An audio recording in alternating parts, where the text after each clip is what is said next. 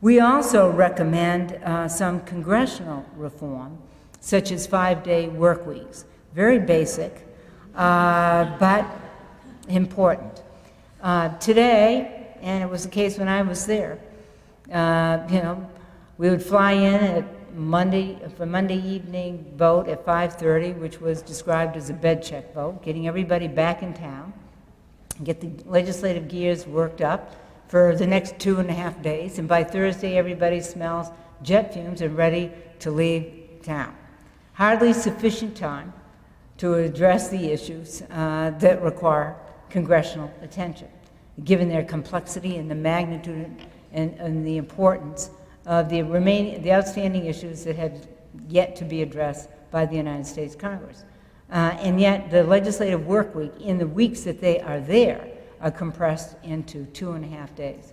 In fact, the United States Senate will be in fewer days than in 60 years this year. And in the House of Representatives, fewer than a decade. So it tells you they're not spending a lot of time, one, to understand the issues, to spend time with each other, to work out and work through their differences, or perhaps to get to know each other. And so we believe that they should have, 3 weeks that are 5-day work weeks. They can go home on weekends, but they should have a full 5-day work week. And the 4th week, they can spend time in their districts and or their states. We also happen to believe that the president should meet with the bipartisan congressional leadership twice a month. And the president should be invited to a joint congressional caucus, on Capitol Hill at least once a year.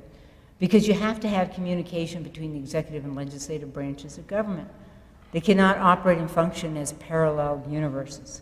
You need to have that communication between the president and the United States Congress.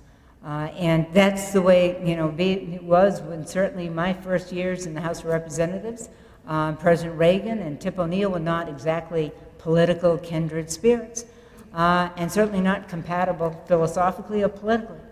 But they understood what they had to do for the greater good of the country. And so, they would argue and fight ferociously during the day, but after 6 o'clock, they agreed they would have a drink and they were friends.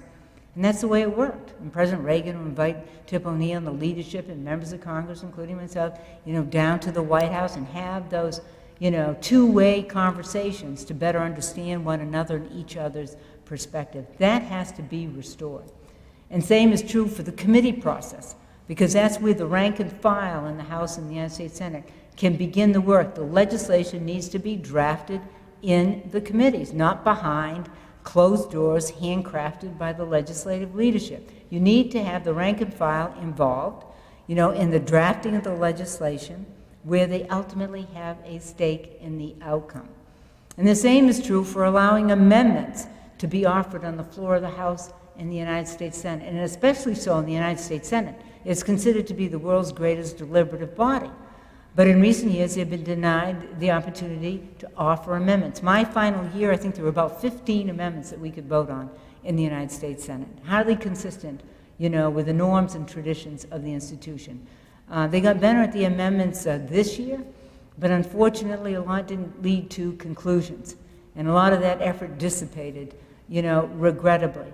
But you need amendments because it's a bridge builder towards consensus. Because if each side weighs in, then ultimately, yes, they have a stake in the integrity of the product, and they have a stake in the outcome.